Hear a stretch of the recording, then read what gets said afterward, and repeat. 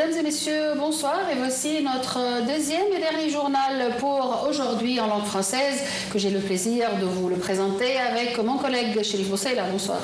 Bonsoir Riara, bonsoir mesdames et messieurs. On commence tout de suite avec les principaux titres. Le président Abdel Fattah el-Sisi souligne la nécessité d'une position arabe unifiée pour réaliser la paix et la stabilité dans la région du Moyen-Orient. Le ministre des Affaires étrangères affirme à Ankara que l'Égypte refuse catégoriquement toute atteinte aux droits du peuple palestinien. Et le Premier ministre palestinien annonce la formation du comité d'administration de la bande de Gaza sous la direction du président Mahmoud Abbas.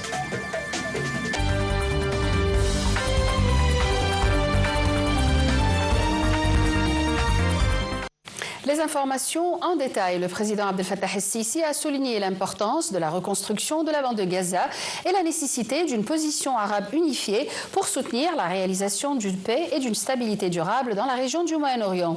Le président al-Sisi s'exprimait lors d'un appel téléphonique avec le roi Hamad Ben Issa al-Khalifa, souverain du Bahreïn. Au cours de cet appel, la profondeur et la force des relations entre les deux pays et les deux peuples frères ont été soulignées, ainsi que la nécessité d'œuvrer pour les renforcer dans tous les domaines, y compris le domaine économique et d'investissement. L'appel a également abordé les développements régionaux alors que le président al-Sisi a passé en revue les efforts déployés pour assurer la pleine mise en œuvre de l'accord de cessez-le-feu dans la bande de Gaza. De son côté, le monarque bahreïni a salué les efforts de médiation qui ont abouti à l'accord de cessez-le-feu dans lequel l'Égypte a joué un rôle fondamental. Les deux dirigeants ont également discuté de l'évolution de la situation en Syrie, au Liban, en Libye et au Soudan, soulignant la nécessité d'œuvrer pour parvenir à la stabilité dans ces pays frères et éviter les conflits. Le Premier ministre Dr Moustapha Madbouli a confirmé qu'il existait des directives du président Abdel Fattah el-Sisi appelant toutes les autorités locales des gouvernorats à être disponibles constamment pour faire face aux crises, aux catastrophes et aux accidents majeurs.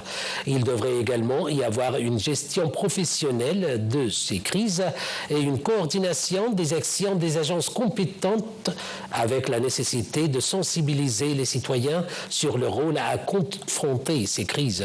Dr Madbouli s'exprimait lors d'une réunion pour examiner les capacités de plusieurs gouvernorats pour faire face aux crises et aux catastrophes. Le ministre des Affaires étrangères, Badr Abdel Ati, a affirmé que l'Égypte refuse catégoriquement toute atteinte aux droits du peuple palestinien. Lors d'une conférence de presse à Ankara avec son homologue turc Hakan Fidan, M. Abdel Ati a réclamé de mettre fin à toute action unilatérale dans les territoires occupés. Il a indiqué avoir discuté avec M. Fidan plusieurs dossiers régionaux et internationaux, dont notamment les derniers développements dans la bande de Gaza, en Cisjordanie et à Jérusalem-Est.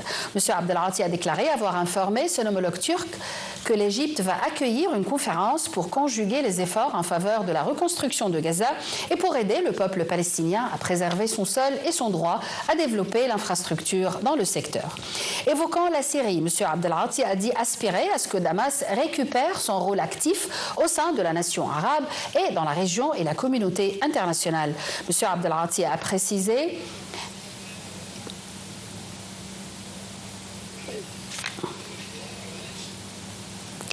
Évoquant la Syrie, M. Abdel Ati a dit aspirer à ce que Damas récupère son rôle actif au sein de la nation arabe et dans la région et la communauté internationale. Le chef de la diplomatie a par ailleurs souligné l'importance du départ de toutes les troupes étrangères et de tous les mercenaires hors la Libye afin de préserver sa souveraineté, son intégrité territoriale et les intérêts de son peuple.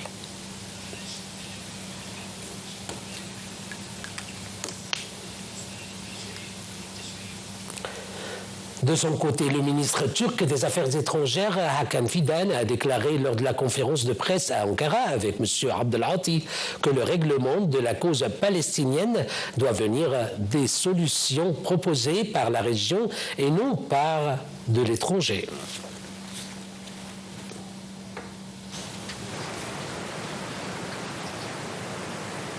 Les deux chefs de diplomatie égyptienne, Badr Abdelati et turc Hakan Fidan, avaient tenu une séance de discussion centrée sur les relations stratégiques reliant le Caire et Ankara et sur les dossiers régionaux d'intérêt commun.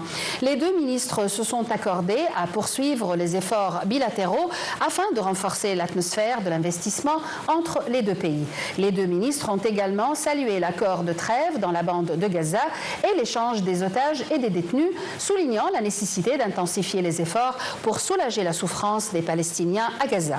M. Abdelati et Fidan se sont également accordés sur l'importance de l'agence de l'UNRWA pour le soulagement de la souffrance des Palestiniens dans la bande de Gaza et dans tous les territoires occupés. Évoquant le dossier syrien, les deux ministres ont affirmé la souveraineté et l'intégrité territoriale de la Syrie et exigé que les territoires syriens ne constituent aucune menace à n'importe quel pays. Le dossier de la Somalie a également fait sujet entre les deux ministres qui ont souligné la nécessité de soutenir l'intégrité territoriale de ce pays. Les deux chefs de diplomatie ont aussi exigé un processus de règlement politique en Libye qui se déroule sous l'égide des Nations Unies afin de garantir la sécurité et la stabilité dans le pays. De retour en Égypte, le gouverneur du Sinaï du Sud, Khaled Moubarak, a visité aujourd'hui les chantiers des projets en cours d'exécution dans la ville de Taba, et ce, dans le cadre du processus de développement durable lancé dans la ville.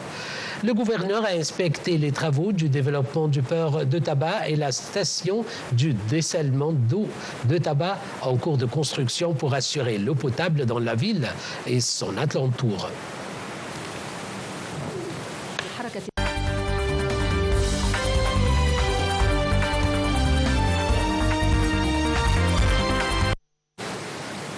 On passe à Gaza où le Premier ministre palestinien Mohamed Mustafa a annoncé la formation du comité d'administration de la bande de Gaza sous la direction du président Mahmoud Abbas. Le Premier ministre palestinien a souligné que le gouvernement doit poursuivre ses efforts en coordination avec l'Égypte et les parties concernées pour accélérer l'acheminement des aides humanitaires, d'ouvrir les routes, de retirer les décombres et de fournir des lieux de rassemblement appropriés pour abriter les personnes touchées par la guerre israélienne.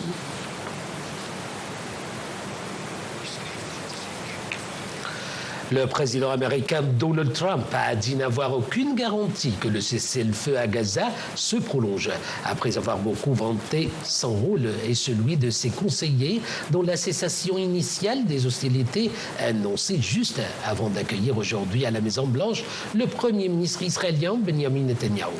Son émissaire spécial pour le Moyen-Orient, Steve Witkoff, a eu un ton légèrement plus optimiste en disant que cela tient jusqu'ici et qu'ils ont certainement l'espoir de faire sortir les otages et de sauver des vies et d'arriver et qu'ils l'espéreront à une résolution pacifique de tout cela. Le bureau du Premier ministre israélien Benjamin Netanyahu a indiqué qu'Israël allait envoyer en fin de semaine une délégation au Qatar pour discuter de la poursuite du cessez-le-feu en vigueur depuis le 19 janvier dans la bande de Gaza, après plus de 15 mois d'agression israélienne qui a dévasté le territoire palestinien. La deuxième phase du cessez-le-feu doit permettre la libération des derniers otages retenus dans la bande de Gaza et la fin définitive de l'agression déclenchée le 7 octobre 2023. Toujours en proie à une catastrophe humanitaire. Le terminal terrestre de Rafah poursuit d'accueillir les blessés et les malades palestiniens pour traitement dans les hôpitaux égyptiens. L'afflux de l'aide humanitaire aux Palestiniens dans la bande de Gaza se poursuit. 126 camions d'aide humanitaire, dont 19 transportant du carburant, sont entrés au point de passage terrestre d'Al-Rouga et Karb Abu Salem en prévision de leur entrée dans la bande de Gaza.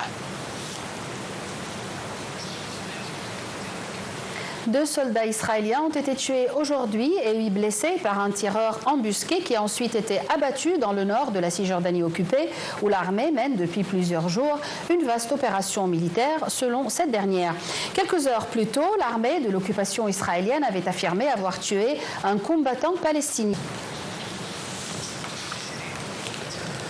Et en ce qui concerne le dossier libanais, le Liban a annoncé avoir déposé une plainte au Conseil de sécurité de l'ONU en réaction à la violation par Israël de la résolution 1701 et de la déclaration de cessation des hostilités et à son mépris total des obligations relatives aux arrangements de sécurité renforcés à l'égard de la mise en œuvre de la résolution 1701.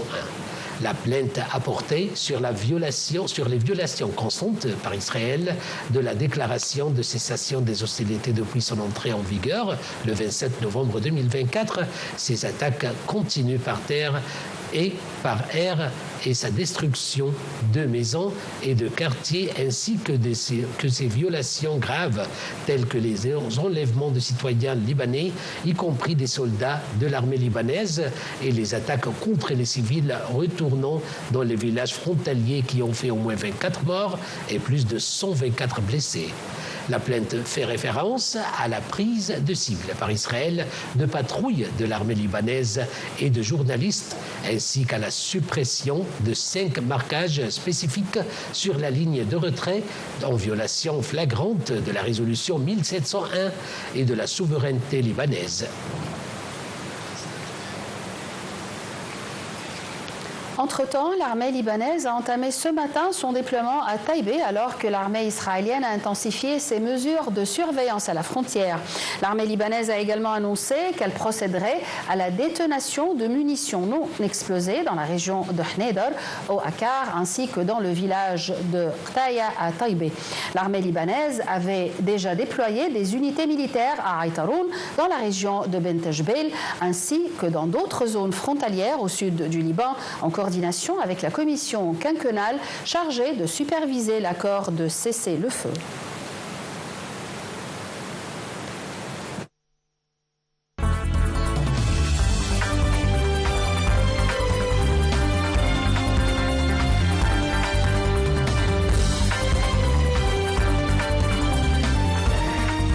La Lazio Rome a délogé la Juventus Turin dans la 4e place du championnat d'Italie à la faveur de sa victoire à Cagliari 2-1.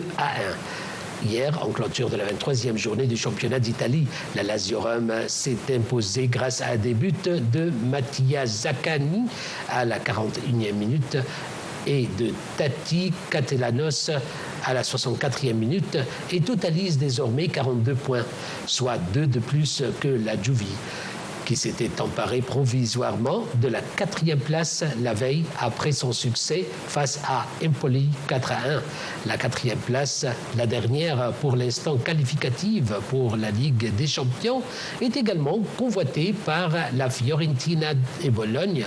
De son côté, Cagliari s'est rapproché de la zone dangereuse de le club sarde est 17e avec 1 point d'avance sur le premier relégable.